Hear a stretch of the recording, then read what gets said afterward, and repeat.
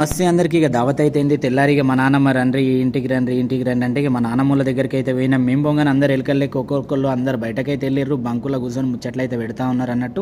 ఇక మా అమ్మ, మా మరదలు, మా అత్తమ్మ, మా నాన్నమ్మ అందరు కలిసి అయితే ముచ్చట్లు పెడతా ఉన్నారు. మా తమ్ముళ్ళు అయితే ఇక వీడియో తీస్తున్నా అని చెప్పి నవ్వుకుంటూ అయితే ఉన్నారు. ఈ గ్యాప్లో మా బాబాయ్ అయితే వచ్చిండు. ఏం పిల్లలు సంచుల మీద ఏం ఆటలు ఆడుతారు, బట్టలు ఖరాబ్ అయితే వాళ్ళకి క్లాస్ వీకి బయట ఆడుకోకుండా అయితే పంపించిండు. ఇక మా అమ్ముళ్ళు వచ్చారని చెప్పేసి మా బాబాయ్ అయితే వదిన రాక వచ్చిర్రు. ఒక గొర్రెపోతునైతే కోస్తా ఉండుర్రి అంటే లేదు ఆ ఇంటికాడ ఎవరు తింటారని చెప్పేసి మా వాళ్ళు అయితే వేరు.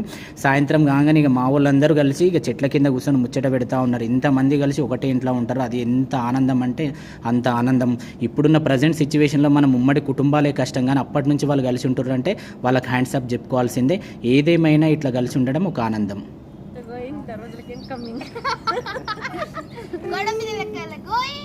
ఇక అట్లా మంచిగా ఎంజాయ్ అయితే చేసినాం. సాయంత్రం నేను మా మరదలు కలిసి అయితే బ్యాక్ టు మా అమ్మమ్మ వాళ్ళ ఇంటికి అయితే వచ్చినాం అన్నట్టు. ఎంతమందికి వీడియో నచ్చింది లైక్ చేయండి, షేర్ చేయండి, కామెంట్ చేయండి. థ్యాంక్